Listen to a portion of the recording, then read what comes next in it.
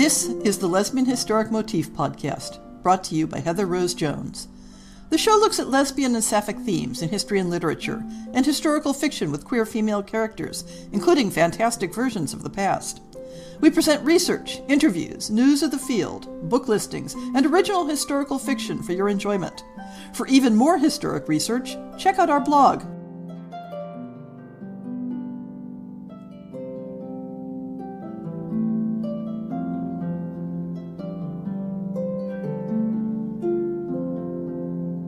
When I thought about episodes to commemorate the podcast's 10th anniversary, my first thought was a special interview with someone who could talk about the field of lesbian historical fiction and its relationship to lesbian history. Professor Linda Garber fits that definition perfectly, and I was delighted that she agreed to come on the show and talk to us. Welcome, Linda. Thank you. I'm glad to be here.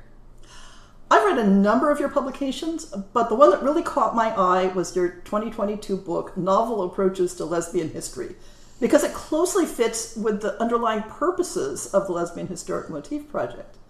In it, you address a number of questions such as, why do we write historical fiction? And in particular, why do we write queer historical fiction? And what does it mean to write specifically lesbian historical fiction? How does the genre refashion history to fit the needs of lesbian identity? And how does it refashion lesbian identity to fit the context of history? So, could you talk a little bit about how you came to this topic and your field of study in general? Sure. I started in lesbian studies because of a book called Lesbian Studies that Peg Cruikshank edited, a collection of essays that really introduced me to the field. I was about to graduate college. I was about to finish a high school teaching credential, and I went, wow, maybe I can do this. And as the small world works, I knew somebody who had worked on the book, who introduced me to Peg, who said, you should check out this program called Modern Thought and Literature at Stanford. I know a lesbian who's doing lesbian work there. And that worked out. I'll quickly say I was not accepted to any other PhD programs in literature. So obviously there was one that was going to allow me to do what I wanted to do, and I took off from there. So that got me into lesbian literary study, and my first book was about lesbian feminist poets and the connections, the intersectional connections between early lesbian feminist poetry and lesbian feminist politics and queer theory, basically arguing it's not as new as it wants to think it is, but obviously it's different. So what are the connections? Let's not throw out the baby with the bathwater. Let's, honor the people who came before us. And I was sort of right in between those two generations. So I was really interested in connecting the sort of two parts of my lesbian queer world. And then later, I was always interested in historical fiction. I liked reading it. I learned a lot about lesbian history through reading some of the people that I know that your listeners are familiar with, like Lillian Faderman, Estelle Friedman's work with John D'Amelio. And so I pursued all of that and was fortunate because I had met Peg Cruikshank to talk about that first influential book. She introduced me to all of the lesbian scholars who were around at that age. And I got to work with and basically be mentored by just a dream team that included Peg and Lillian Faderman and Bonnie Zimmerman, who introduced me, they introduced me to Joan Nessel and the archives on the East Coast. And it was such a small field then. I mean, I started graduate school in 1987. So we were involved in putting all of this on the academic map. Now queer studies is a thing. And a lot of people around the late 80s and early 90s, because we were so passionate about it, a lot of people all over the place made that happen. It felt very, very urgent at the time. And I read a lot of novels. I started as an English, half English professor, half gender studies professor. And so lesbian historical novels were an obvious move for me. And I just began seeing the patterns and wanting to think more about how this literature, how these novels fill in the gaps of the stories that we need. Mm-hmm. Although your book came out in 2022, given the timelines of publishing, and especially academic publishing, you're mostly talking about the lesbian fiction landscape of the 1990s and 2000s. Right. So given how quickly publishing trends change these days, how would you compare the present state of lesbian historical fiction with your analysis in Novel Approaches? It has both stayed the same and changed. Bella Books, which is sort of the successor to Naiad Press. Who is one of my publishers. Oh, okay. So Bella is still putting out those great novels that I love, that we all love and just eat up, because there are lesbians in history in those novels. For all of the pleasures and problems of those books that I wrote about in my book, I looked in preparation for speaking with you at what Bella had published since 2020, and I found historical novels set in the 1920s, 1930s, Civil War era, indistinct 19th century, 1940s, medieval, the Wild West. There's a time travel novel. So those seem to me to follow very similar patterns. They're tried and true and popular among a lesbian readership. And Bella's not the only one doing them. They're just the most obvious publisher to go to for this. And then there have been others, like, I think the most different in a way, but still the same in other ways, is Selby Wynne Schwartz's After Sappho, which, as even the author writes in her note, but also the reviews wrote, really defies easy categorization, even as a novel, let alone a historical novel. But it's made up of a series of vignettes that feature some of what I call in my book the usual suspects, some of the famous lesbians who built modernism in literature and art. Romaine Brooks is in there, for example. Colette is in there. And these are vignettes that are kind of fragmented but fit together, obviously patterned on the fragments we have of Sappho.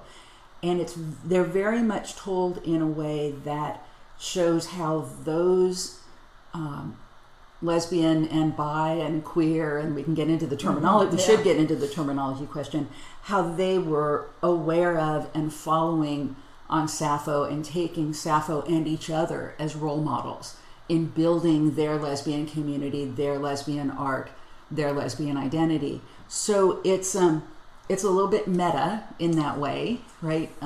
As I have to say that with air quotes, right? A little bit meta, in that it's very consciously about lesbians building history, but it also satisfies that that desire we have for our lesbian heroes, sheroes, heroines. They're there, they're conscious of their identity, they're conscious of their ancestry and legacy and building on it, but it's also very cleverly written in a vague way, inviting us all in as the we. Right? The word we appears a lot because we're part of that legacy too. And those women, while many of them very staunch individualists, saw themselves as part of, or so the argument here is, as part of a community, as building something. Mm-hmm.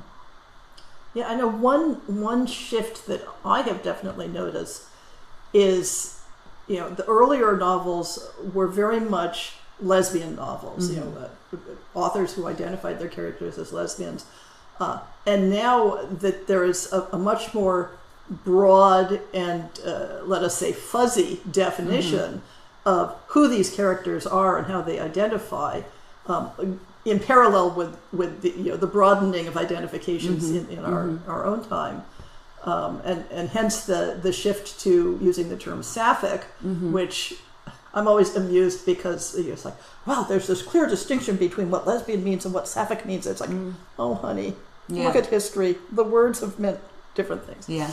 But the idea that this is a broader term and includes non-binary identities, and then we have historical stories of what we previously would have called passing women, right? Where now it's ambiguous. Right. Is this a woman-loving woman story, or is this a trans story? Yeah, and that's something I definitely thought a lot about and wrote about in Novel Approaches to Lesbian History. I was focusing on this period of books, starting earlier than the 90s, but that's when it really took off, where lesbian identified authors were writing lesbian novels, and they were making those people, those characters in history, conform to a lesbian and feminist or lesbian feminist, depending, image, mold. But clearly, some of those women we now think of as gender fluid, non-binary, trans, and depending on who's writing the novel, right, those identities are potentially going to change, or the emphasis is going to change. And that's always true of history, right? Laura Doan and Sarah Waters have an essay about lesbian history and lesbian historical fiction, where they write, history always serves the present. That's not what I think the quote is something like, that's not a problem with history, that's a condition of history. Yes. And I gave a talk based on my book at UC Santa Cruz a while ago, and the first question was, well, isn't your book like immediately outdated? Because it wasn't asked that hostilely, but we're not identifying as lesbians anymore. And again, at least a two-part answer. One is, yes, we are. Yeah. I mean, first of all, plenty of us are still alive who have always identified as lesbians, and we haven't necessarily given up on the term. But also, some of those debates about what the correct terminology is, or what the most fitting terminology is, are happening in very small conversational bubbles. Lesbians still, as Terry Castle wrote some time ago, when I say I'm a lesbian, it's immediately obvious what I mean. The word still exists, people still use it. But I notice I teach college undergraduates, the word queer is more common, but they don't not say lesbian, and some of them are really enthusiastic to say lesbian. In my book, I write a little bit about what I hope is the elasticity of the word lesbian. If it's not going to be elastic, then it's going to die. And of course, that's an issue in lesbian and queer and trans politics. Are trans women welcome, etc., etc. And they are in my house and in my books. Clearly, I think that lesbian needs to expand and has expanded, and it's not the only word we use. Well, and from my studies, it's not that it needs to expand, it needs to re-expand, because the very strict, narrow definition of lesbian is quite recent. Yes. And even if you look back at the 80s when I came out, there was a much broader definition and use of the term. So I think this is a passing phase, as it were. Well, I think that words pass through phases, if you to use that terminology. And there are debates about whether we can say lesbian or queer or anything, before that certain Foucauldian point in the past when the word homosexuality comes into being, and heterosexuality and homosexuality become kind of things, become identities in the late 19th century. But for our purposes, again, history serves the present. Yeah, of course, because there were women loving and having sex with women and men, and how do we, different ways of being male or female, men or women. So it's always struck me as wrong-headed, even though we want to be careful about historically how identities are created and when the terms came into being. It's curious, isn't it, that it's only certain words that carry that burden of presentism. Yes. We don't shy away from saying man or woman, child or adolescent or adult, whatever about time periods when those categories, particularly, for example, adolescent, that didn't exist. You were a child and then you went to work, unless, you didn't have to. So I don't mean to belittle in any way the arguments over who gets to name who we are, who's included and who's not. But as you suggest, this is not a new conversation. And I know self-identified lesbians who talk and behave really badly when it comes to policing those borders, and a lot of them who don't. Yes. And I don't think that, well, I mean, obviously, no group ought to be overgeneralized and stereotyped, whether it's people doing that to lesbians and lesbian feminists, or lesbians and lesbian feminists doing that to trans people, or whatever. But yeah, the language is changing, the sense of identity is changing, but there are still, to get back to your original question, there are still lesbian historical novels. There's still a readership. We've backed off of the term lesbian feminist, maybe we've backed off of the term lesbian in certain ways, but it's still going on. Yes, as my listeners know, I embrace a very broad definition of lesbian as a word because of its use in history. That it has been used specifically for women loving women since at least the 10th century. So the people listening to this will understand that, when I use it, I am not using the very narrow definition, but I'm also using it as a focus for my project. That it could be, if I was doing queer history, that's a very broad subject. Yeah, and sure. For me to have a focal point around which to organize my work, I focus on lesbian in its various layers of senses, so that I am, in some ways focusing on specifically, women who love and only love women, to use Ann Lister's phrase. Yeah. But more broadly, women who had lives that would be compatible with our ideas of a lesbian life.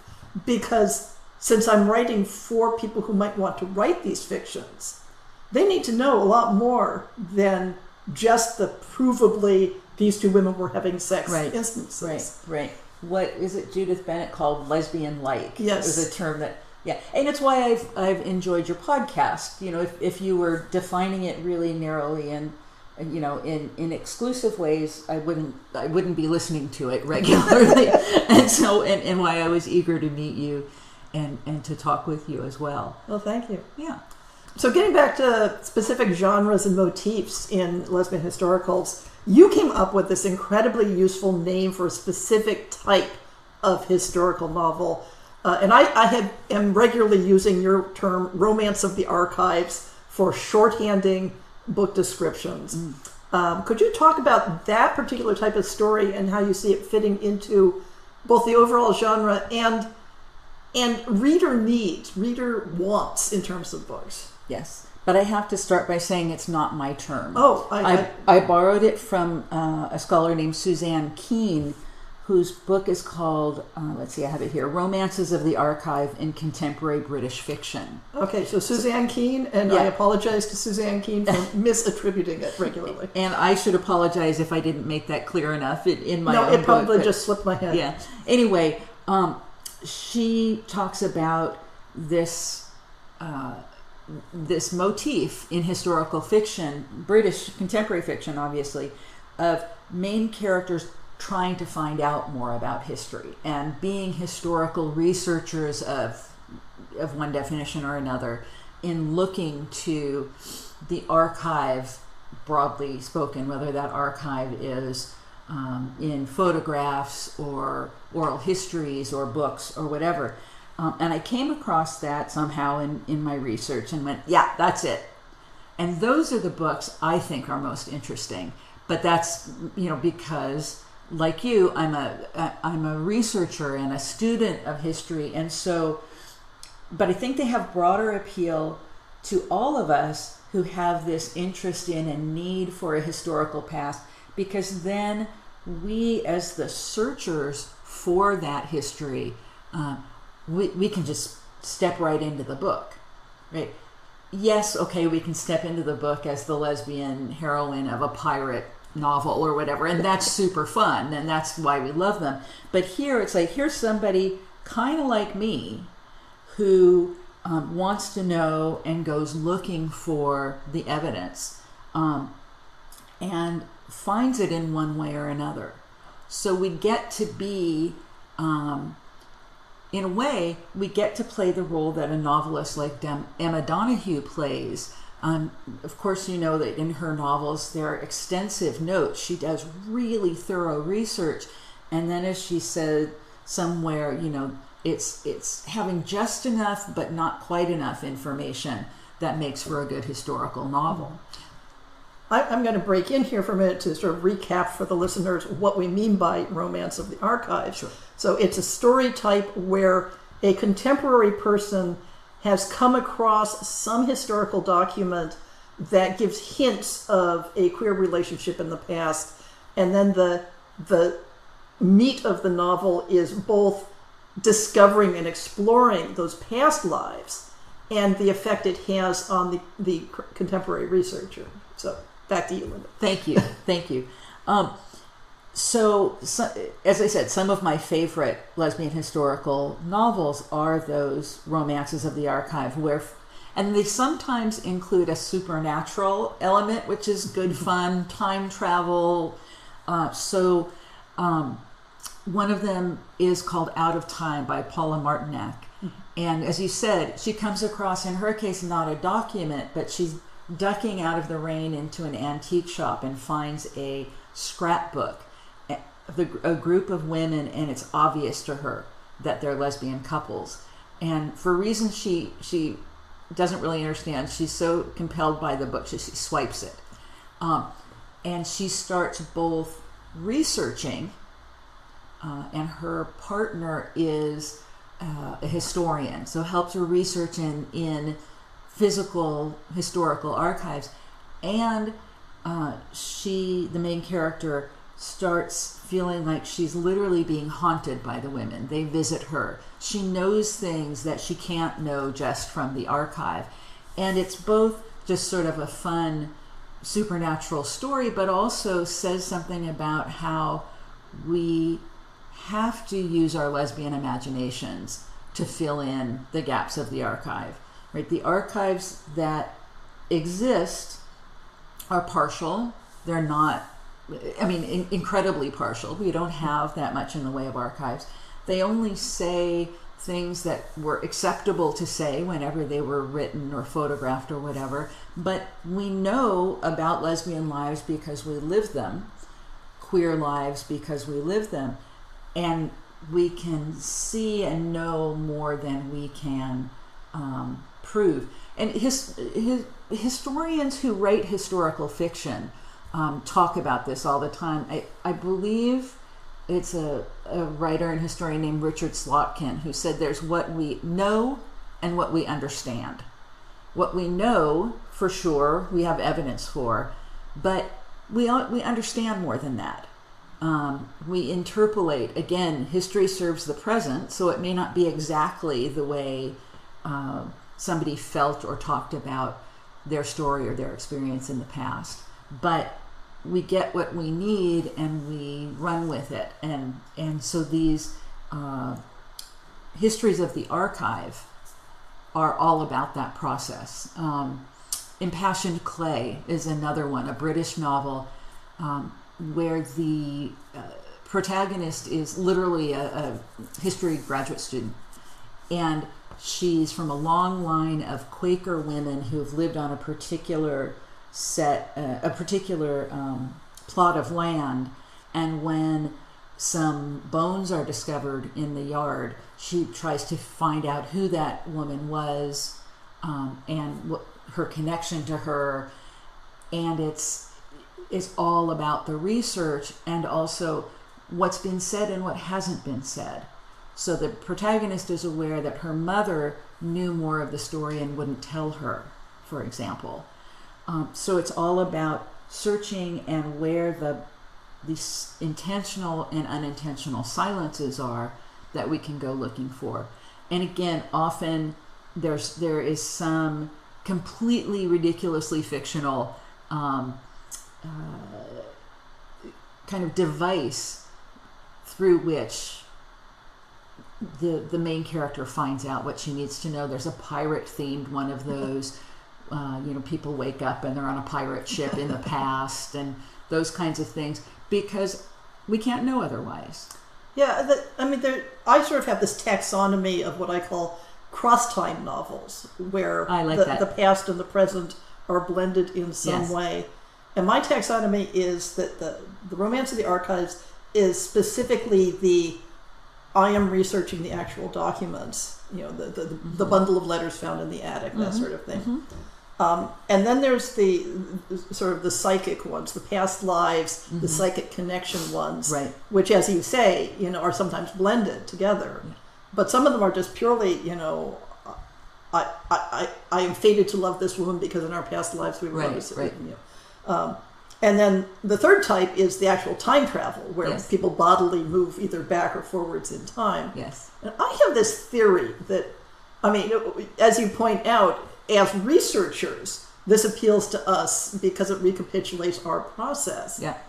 But I have this theory that part of the appeal to the cross-time stories in general is because it gives the modern reader that anchor of at least one contemporary character that they can not so much identify through, but understand the world through. If you have a contemporary character who's researching the past, or who is psychically contacting the past, or who is traveling to the past, they are going to interact with that in the way the contemporary reader would. Yes, I think that's absolutely right. And that may be part of the appeal of historical fiction writ large for everyone.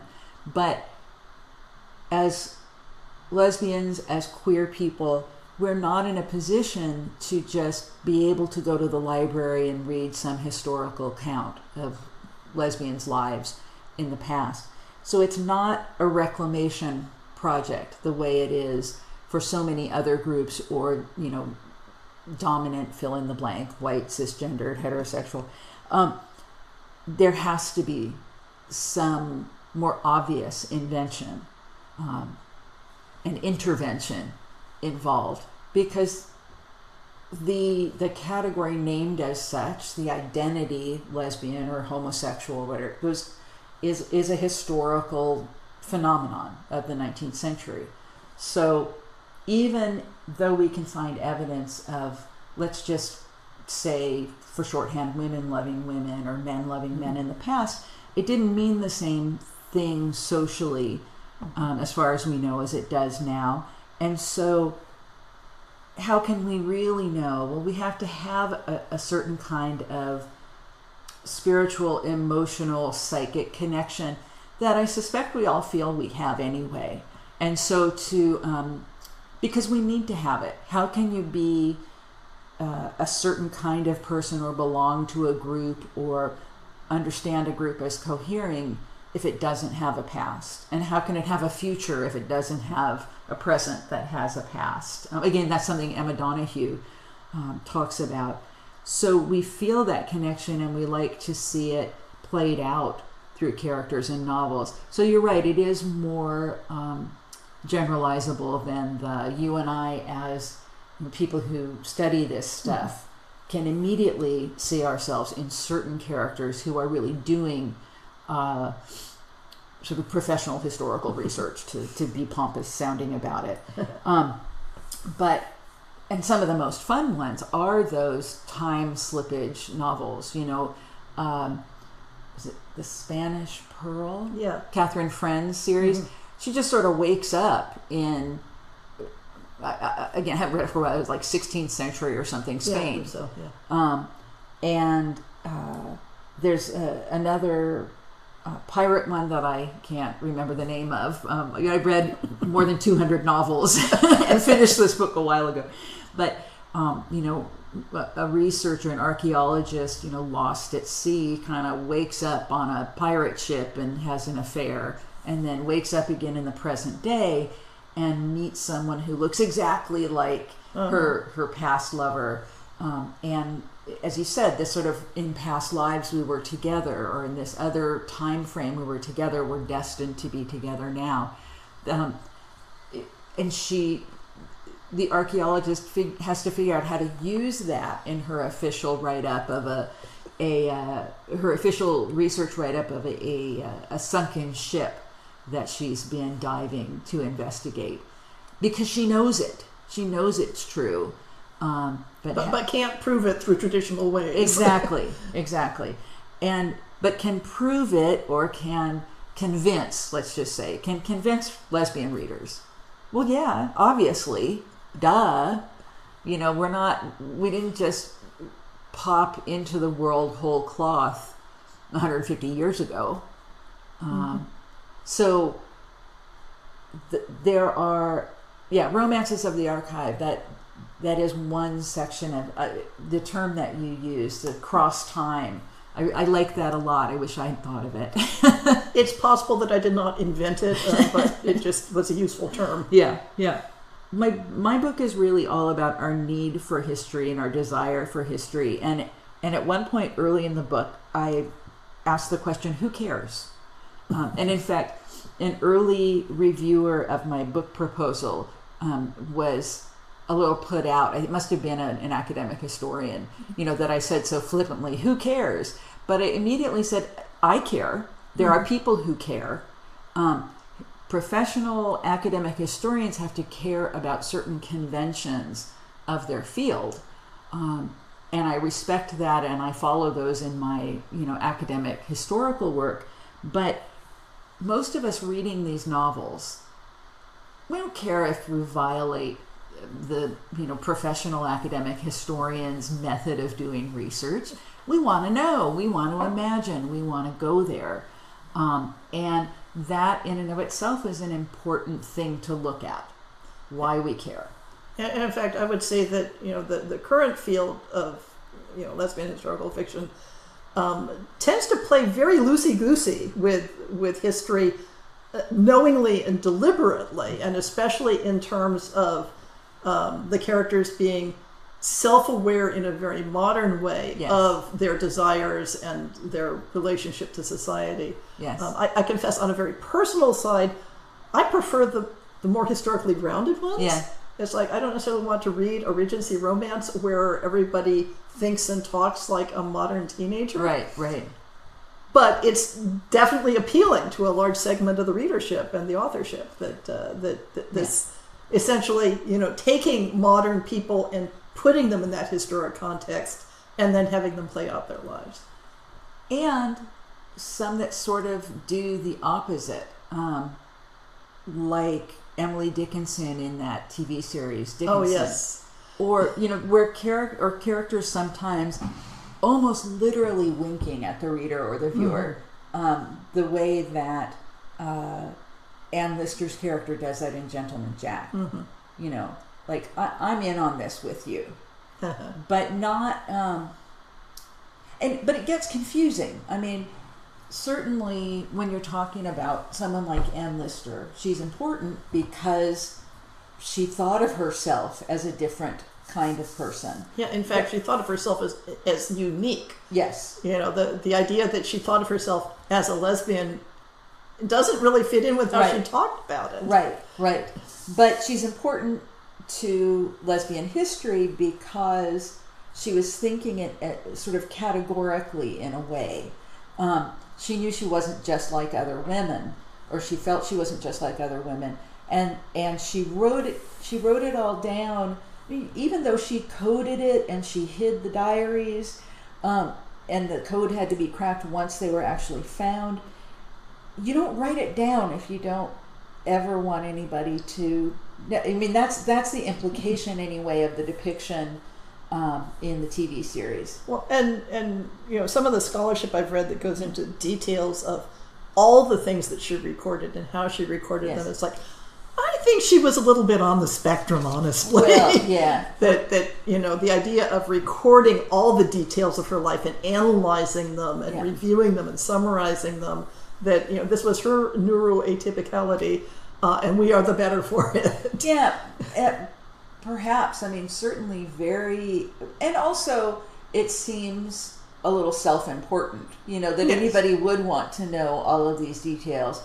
But it was interesting to her, obviously. And as I say, you don't write things down if you don't, on some level, think or hope that someone will find them and read them.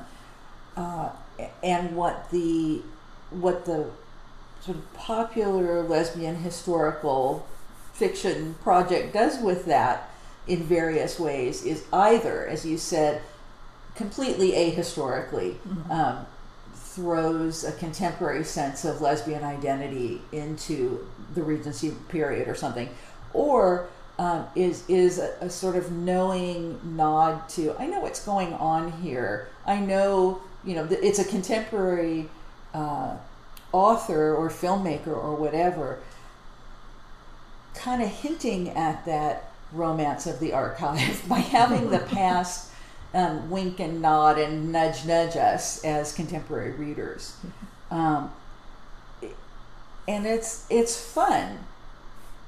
Yeah. I mean, I guess both are fun, depending on, as you said, personal taste and what you like to read. I'm not a huge fan of Regency romance in general, but I really gained more respect for the lesbian romance novel when I thought about romance novel studies. And I mean, that's a chapter in the book that gets into sex in the novels and the romance genre, in terms of why the romance genre is so suited to lesbian coming of age, lesbian coming out novels, right? Because the coming out and coming of age in a lesbian novel is always in some sense sexual.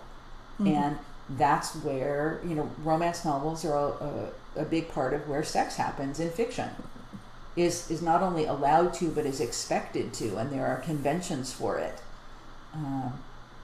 So, I tell some personal stories as asides in my book, Novel Approaches to Lesbian History. And one of them is my mom, who I think, I can't remember what the novel was that I was reading at the time, and she picked it up and read it one night because she couldn't sleep.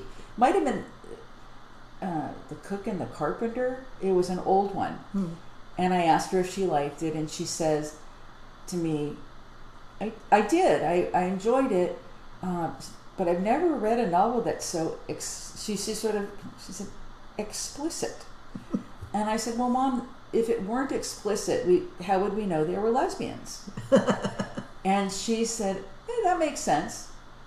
Because it's so easy to erase lesbians right. if they are not having sex in front of you. Right. And if they're not having sex, if they're not having orgasms, if they're not written in detail, they can be passed over as lesbian relationships have in the past and still are today about the past as, just friends. So there's almost it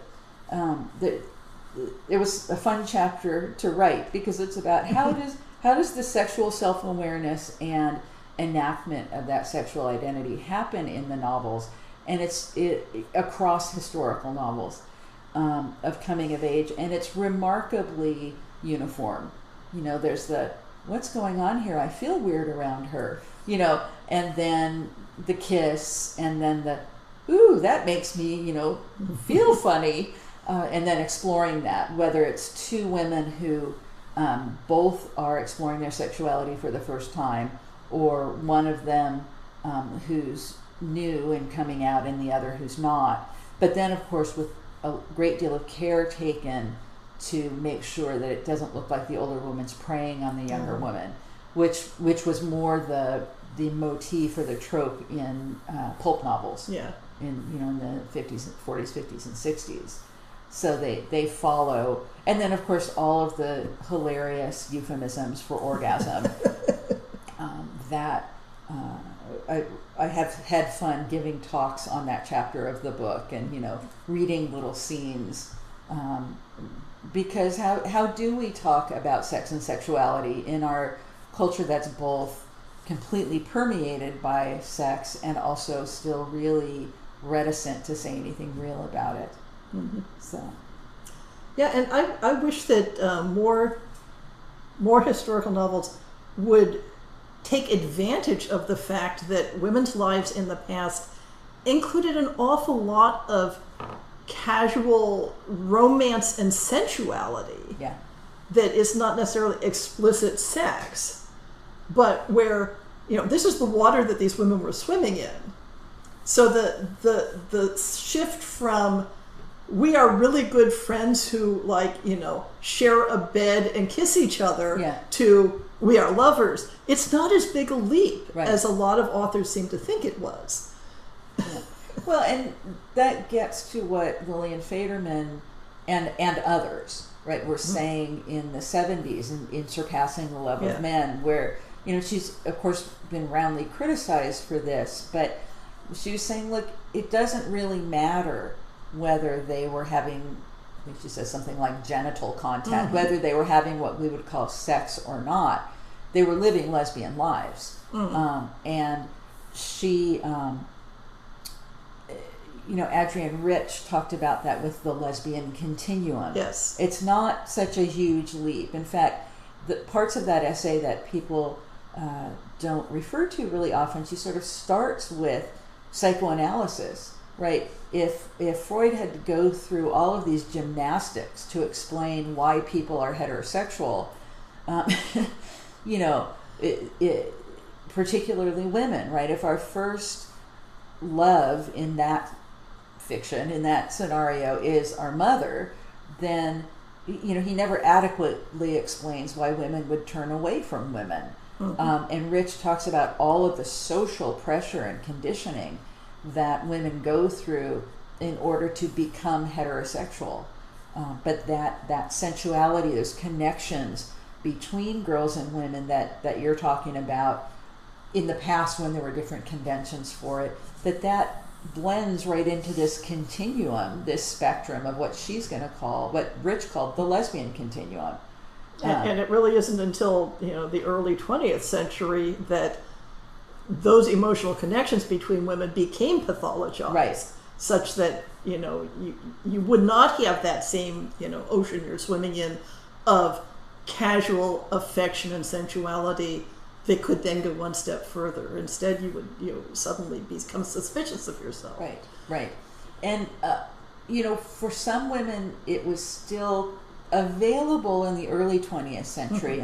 My partner's great aunt, who I also write about in my book, had a partner of 50-something years. Now, when I met them in the 1990s, it seemed really obvious that they were a couple, but they actually, the one time that we asked my wife's aunt, she denied it, and she could, because in the earlier 20th century, they were friends. I'm making scare quotes. Yes.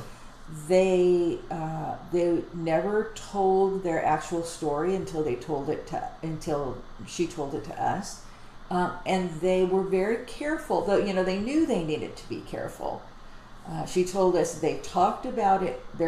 They had this relationship. They talked about it one time and agreed that they couldn't let anybody know. It was dangerous. And they always, probably because one was very neat and one was very messy, they never actually lived together. They would live in the same apartment building.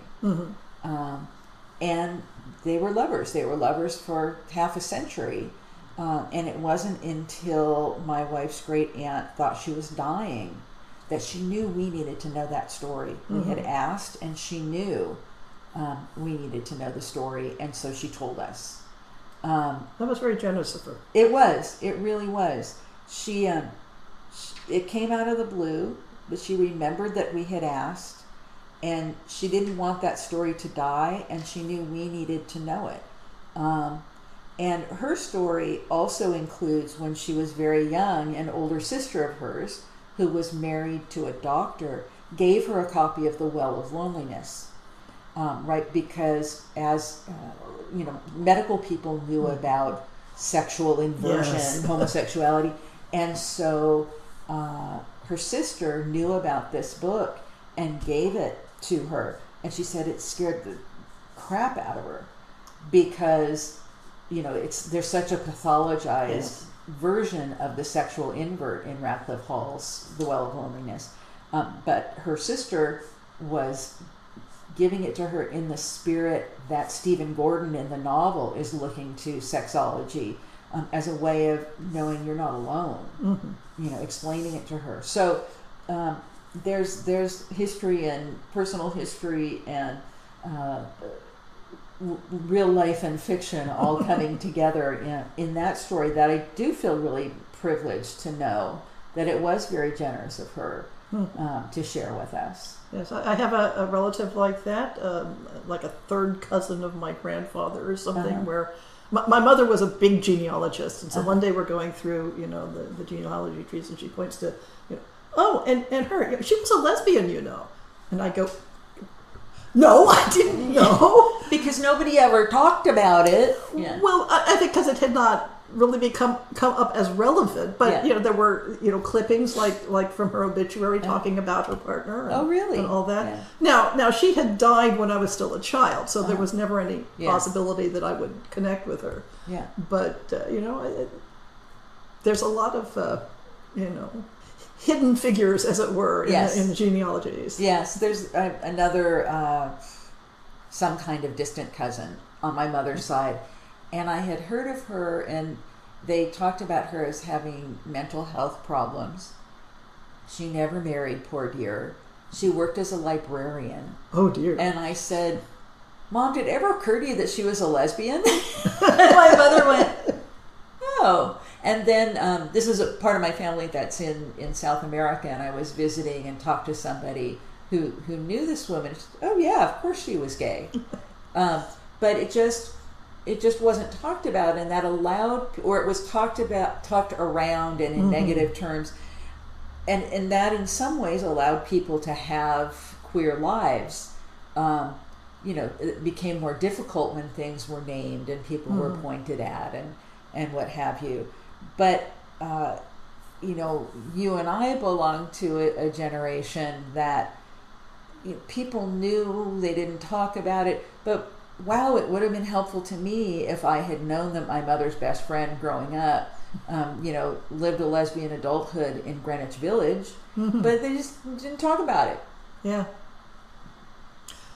Well, moving on to another topic, because we had touched briefly on TV shows and movies before, but during the period of your study, that is the publishing period that you're studying, historical lesbian characters on the screen were mostly just like small indie films. Yeah. I remember the first lesbian movie I ever watched was Liana. Yes, I remember that one.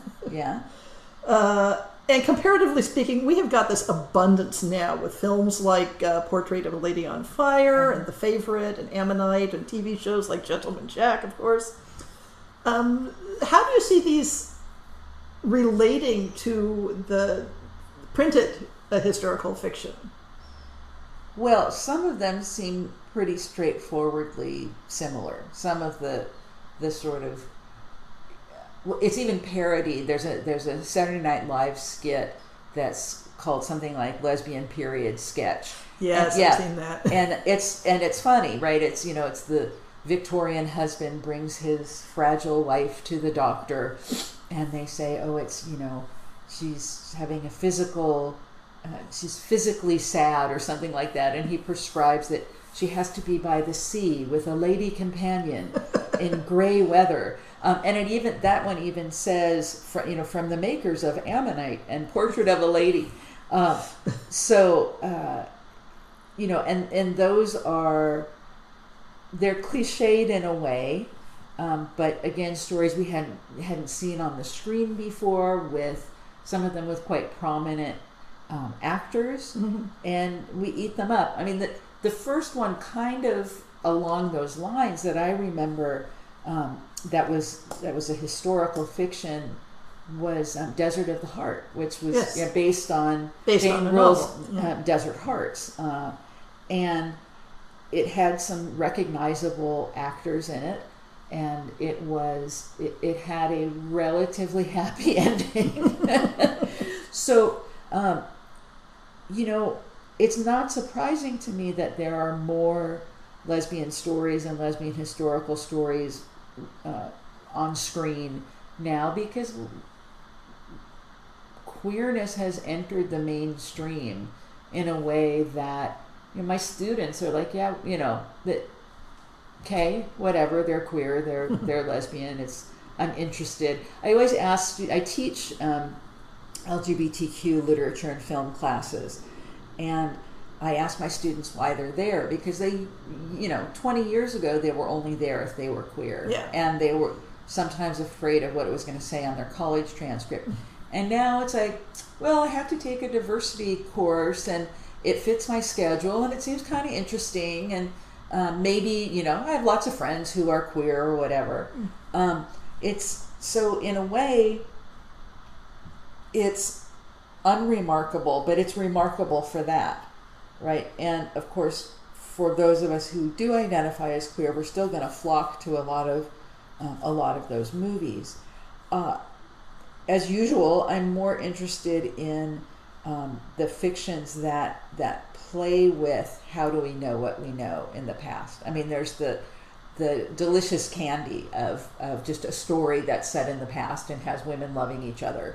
And then there's, like I said with Gentleman Jack, the sort of wink wink, you know, when Ann Lister's character looks right at the camera, you know, there's a scene where she's first becoming physically intimate with Ann Walker, and Ann Walker says, "You've never done this with anyone else," and Ann Lister lies to her and says, "No, of course not," and then looks at the camera and kind of shrugs and raises an eyebrow.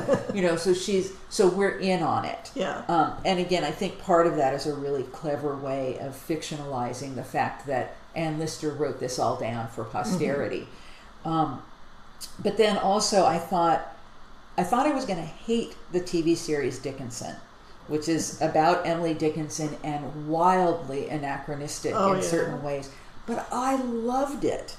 I surprised myself. So, you know, here is a young Emily Dickinson in Amherst. The setting and the clothing is all, you know, period appropriate, but it is. But she's a teenager. She's a modern teenager. Yeah, she's a modern teenager in many ways. The music is completely modern. There are scenes that, you know, where there are like dance parties where they're practically having a rave in the Dickinson house. And I just thought it was brilliant. In the same way that, I mean, I know that some people get really annoyed when, say, Romeo and Juliet, they're cast as modern teenagers. But it reminds us that, in fact, they were teenagers. That it gives us a different way of connecting to a person in the past. And with Dickinson, I think it works because she has so been painted for decades as this, you know, 19th century spinster who does the neurotic recluse of a certain era. That this just broke her right out of that, and goes to the passion in her poetry and her interest, even obsession with death, and personifies it, right? And, you know, it was, again, to go back to Lillian Faderman, Faderman was one of the first people to say, look at these letters. They were lovers. They were in love with each other, and uses those letters, and then, you know, we get to see Emily and Sue having sex. And it's completely wrong and so right. Well, in the same way that many medieval historians of my acquaintance think that the best medieval film in the world is A Knight's Tale, the Heath Ledger film. You know, with Queen's "We Will Rock You" at the tournament. You know, right. But it captures an essence that connects our modern experience with the parallel experience of people in history. Yes, and I think especially it's really relevant that you bring up the medieval period, because to so many people, if they think about the medieval period at all, they're thinking about stories, not history. Yeah. It's fairy tale time. There's a volume called The Lesbian Pre-Modern. Yes, yes. That I love. yeah, and I was honored to be asked to write a short piece, so that there are medievalists writing essays, and then a small group of us who work in modern and contemporary lesbian literature and history were asked to respond, kind of what's the connection. Mm-hmm. And I loved it because those medievalists were really working to connect us to this lesbian, gender, real human past in ways that it's just not real for many people. And so using the tools of the present as historians in carefully circumscribed mm-hmm. and defined ways to say, hey, look, this is real. These were people, mm-hmm. Not figures or characters. And I know that there are plenty of people who don't like Gentleman Jack, the TV show, or Dickinson, the TV show. But I think that they're really, really courageous in a way experiments to say, hey, this isn't just stuffy. We have so many stuffy fictions too of Emily Dickinson, from the Belle of Amherst to mm-hmm. And on from there. That I think there's a kind of openness about sexuality and explorations of gender and to some extent race that just make these kinds of productions sparkle. Certainly makes them more visually interesting.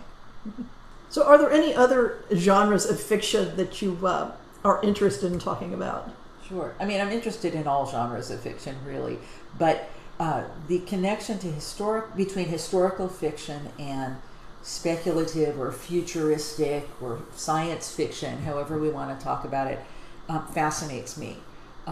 Partly because as I was thinking about historical fiction and writing about historical fiction, I was really focusing on the necessity of history to a present lesbian life, which to make possible a future lesbian life, and really informed by and inspired by Jewel Gomez's novel The Gilda Stories, which as your listeners will probably know, was reissued not that long ago. And also, Jewel is writing more Gilda stories to fill in some of the historical gaps. So I'm hoping we will have a second novel or a larger edition. But Gilda, for those who haven't read the book, or just as a reminder, the Gilda Stories starts with a Black character, a young woman who's escaping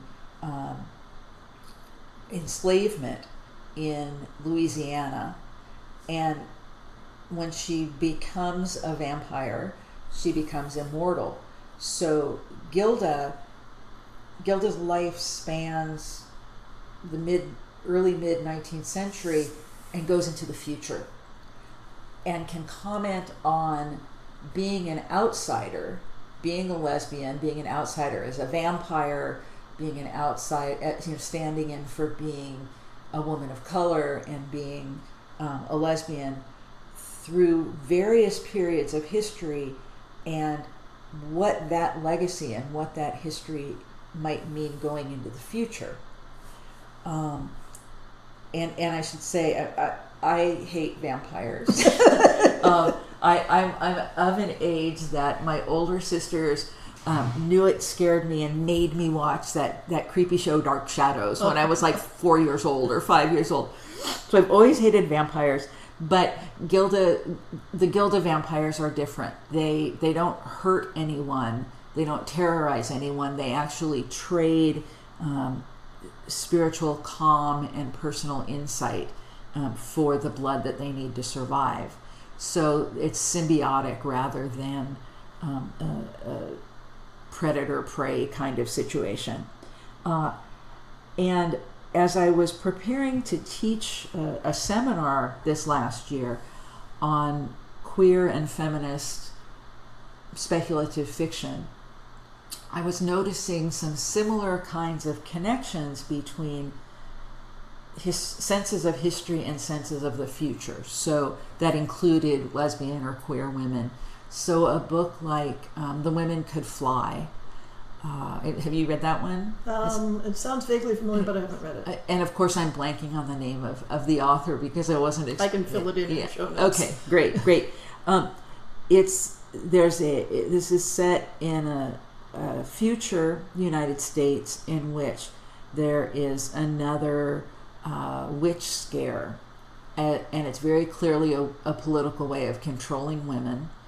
The main character is a black woman who has witches in her family, whose mother has disappeared, and it's about making the connection between historical sexism and witch hunts and witch scares to how women navigate to live their lives, our lives, amid that kind of misogyny, and what sorts of escapes there are. And part of what figures in there is women making community together, and queerness and lesbianism as part of that picture. A lot of futuristic novels that are often about surviving climate change or escaping a burning world. So many climate change reality-based horrifying fictions feature queer characters and queer situations. Whether that's exactly fundamental to surviving or moving off into the future, or whether it's, I don't want to say simply, but partially, we're allowed to have relationships between women in fiction now, and so it makes sense. There is the whole range of kind of reasons why women characters get together in these novels, just as there has been in historical fiction novels. So something like, okay, you're going to have to fill in the titles because these are novels that people are reading. I just taught them, and I'm blanking on the titles. There's a very popular recent novel about a young woman who is imprisoned with other women underground, and they don't know why, and they all kind of only have foggy memories of the past. And the women in this situation, some of them turn to each other physically, sexually, to take care of each other, and because that's who's there. And it's about whether, is this a queer novel or is this a situational kind of homosexuality? There's another novel that takes place in Germany, and the forests are burning all around. And the main character lives in the hotel in a former resort town that belonged to her grandparents, and a woman shows up in her life, and it's about their relationship with one another. And I haven't exactly figured out what I think yet, but there are just so many of these novels in which women are becoming lovers, turning to one another in the face of catastrophe, whether it's climate catastrophe, political catastrophe. And one part of me just wants to say, well, yes, of course. Yeah. And partly because in these, in the novels I'm thinking of, certainly women are as complicit in climate change as anyone else, but it is, under patriarchy, a man-made disaster. So in these novels, women aren't solving the problems, but they're turning to women, not to men, for solace, solutions, the possibility of a future. And then there are novels like Yours for the Taking, which is a popular, again, people who can are leaving the earth because everything is completely destroyed. And that's actually a critique of commercialized, what's coming to be called white feminism, and has lesbian characters who see through it, and characters of color. And, you know, the other thing that I've briefly mentioned, but we really haven't talked about, is how race and ethnicity figure into, all lesbian culture, lesbian politics, and certainly lesbian historical fiction or lesbian fiction, full stop. And a lot of the books we've been talking about, just without comment, are talking about lesbians as lesbians, that is, white lesbians, right? So I'm really interested, and I write throughout the book about race, class, and gender and sexuality, not just as afterthoughts, but what's going on in the sort of white racialized lesbian figure in the past. And you can see, as you look at lesbian historical fiction, as it becomes more and more contemporary, more and more characters of color, but where they're still written largely by white lesbians, sometimes it's not done so well. And yeah, I'll say one big exception to that, that's a recent fashion, is the Harlem Renaissance. Yeah. It's like it's an entire subgenre right now. Yes. But I'm thinking of, the real, I'm trying not to swear on your podcast. Oh, don't worry about it. Go ahead and swear. Okay, the real shit show of racism in lesbian historical fiction is the Western genre. Because it's a fantasy of settler colonialism, and trying to do better when the novels mention Native people, Latino people at all, it's often appropriative. It's rarely outright racist, except sometimes in portraying the racism that was really there, it doesn't get dealt with very well. But there are a few authors who show us better ways of thinking of these stories, even if the we here are white readers and white writers. And so some of them obviously are written by women of color. Emma Perez's brilliant novel, for Blood Memory, Forgetting the Alamo, right? Don't remember the Alamo, but forget it. Here's the real story. And then a novelist named Hilary McCollum, who has a new book out called As a Lover, which the book of hers that makes me mention her is an earlier book, Gold Digger, whose protagonist is a young Irish immigrant who works her way across the United States and is seeing for the first time the racist atrocities of the United States. And at one point she thinks to herself, I thought the English were bastards, and how they treat the Irish. She can't believe it when she sees a black person literally, for sale in a slave market. She becomes lovers with a Mexican woman in California. It's called Gold Digger because she becomes a prospector in California.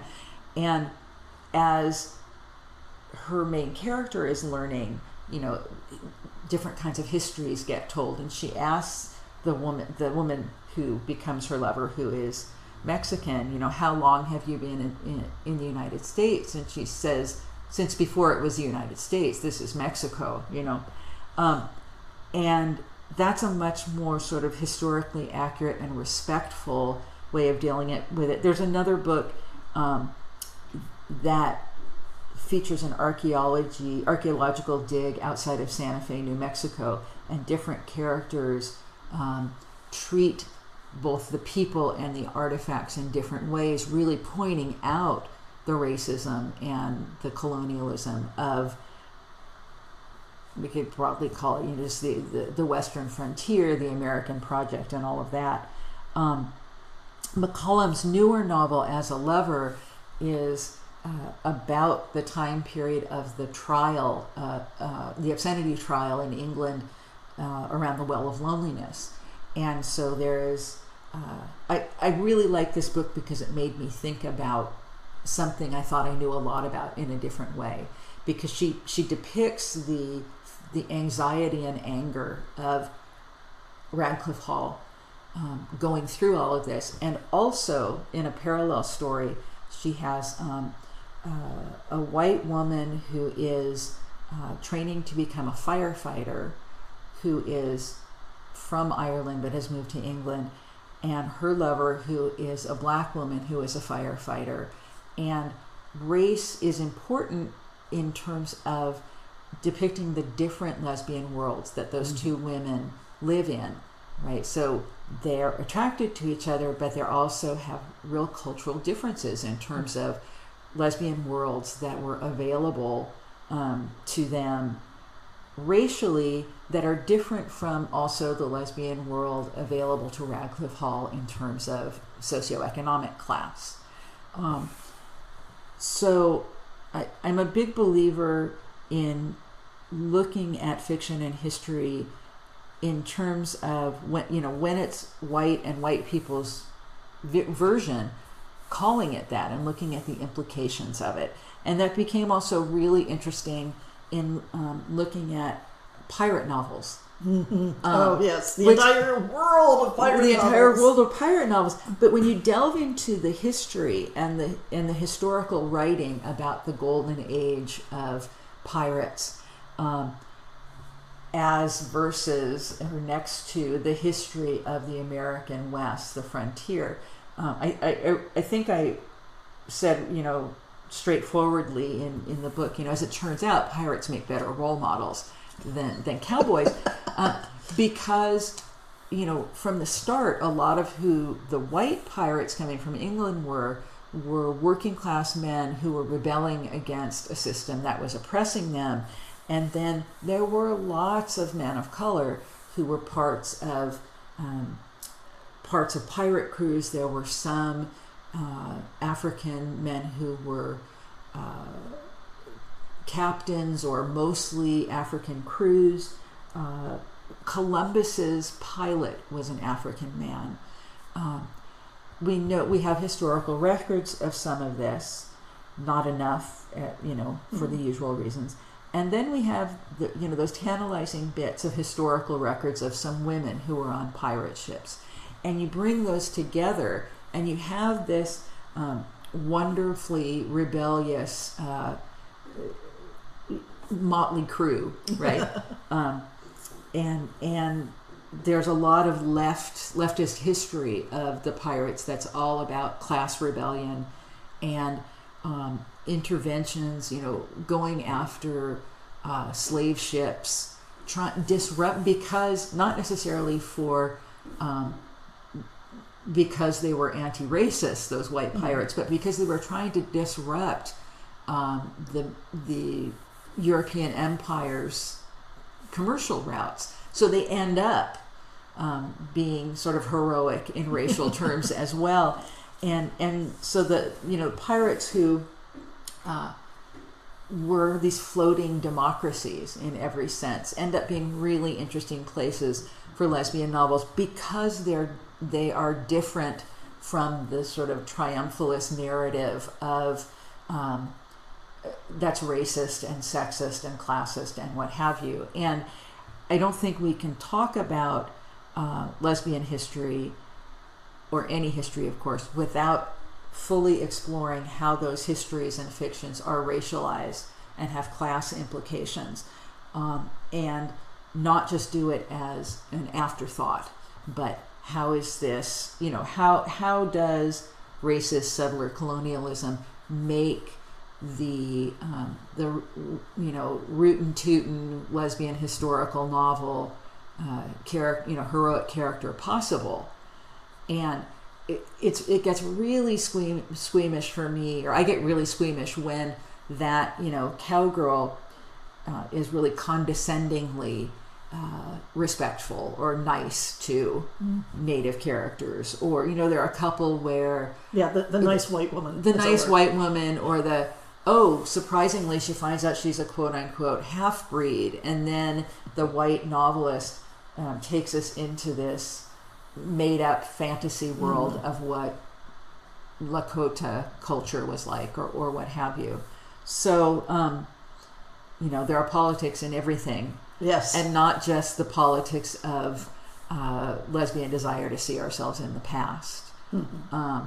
There's one novel, I think it's called The Blacksmith, or The Blacksmith and the Doctor, in which a black woman in the contemporary age in one of these psychic cross-time novels, as you were saying, wakes up in the American West on the frontier, and she sees her reflection in the window, and she says, and I was two things I never wanted to be, a white person and a man.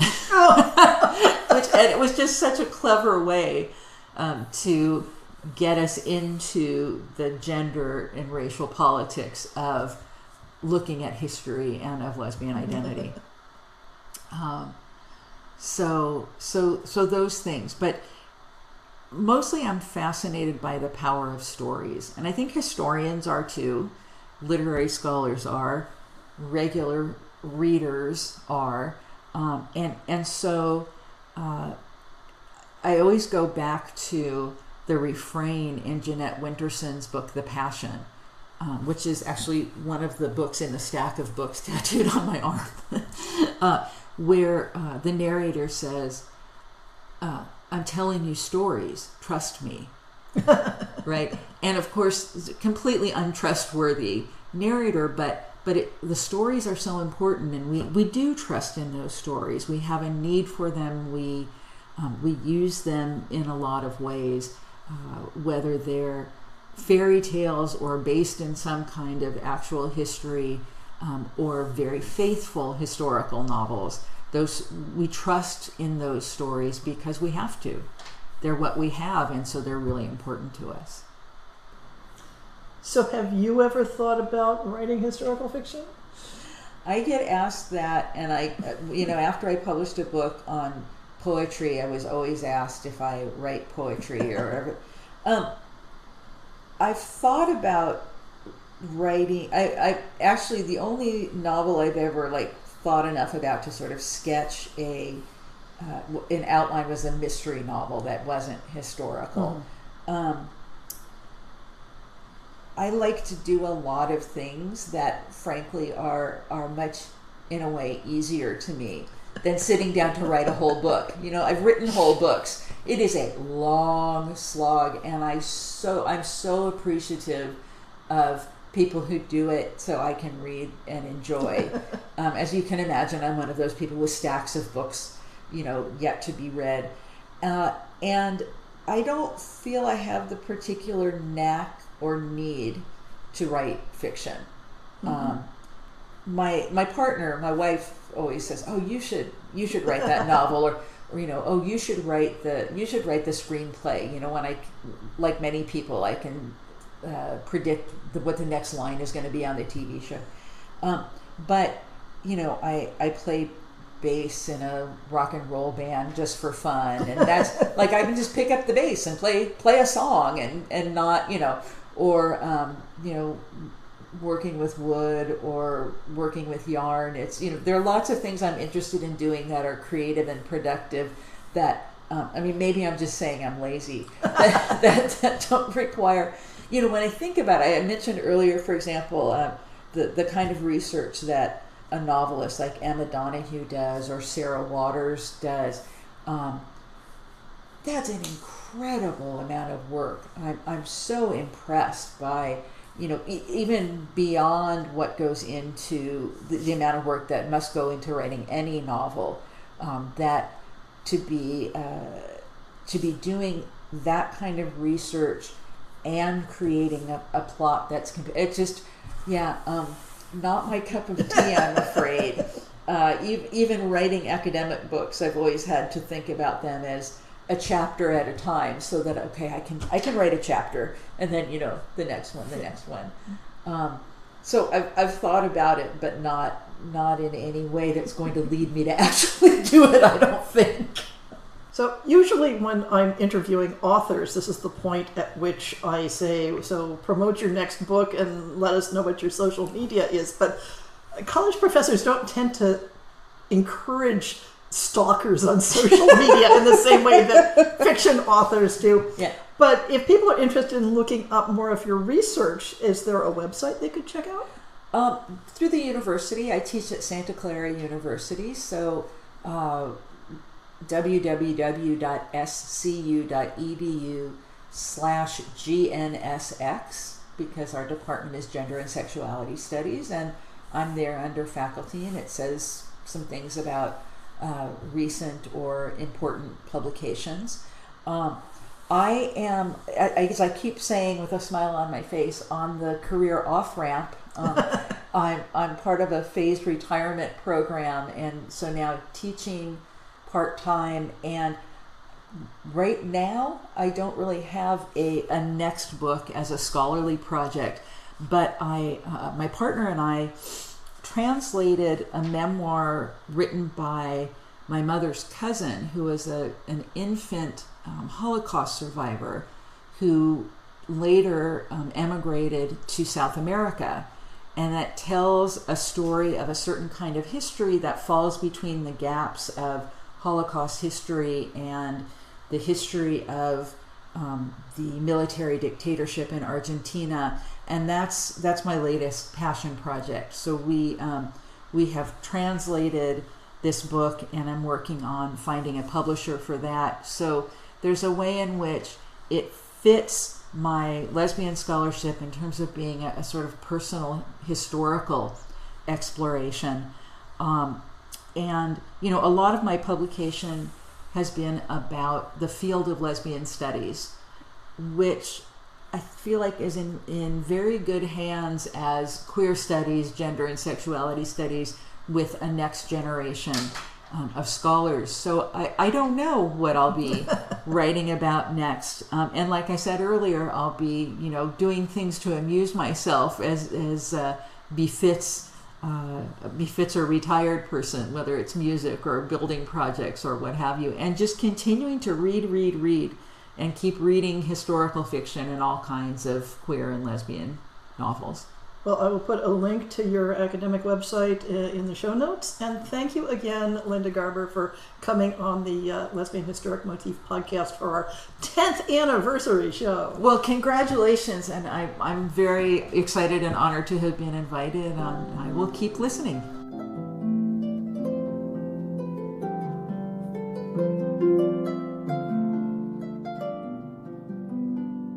I hope you've enjoyed this episode of the Lesbian Historic Motif podcast. See the show notes for links to people and topics. Most shows will have a transcript linked as well. If you have a book announcement, a topic suggestion, or might like to appear on the show, please drop me an email. If you enjoyed this podcast, please rate it and subscribe on your favorite podcast app, and consider supporting our Patreon.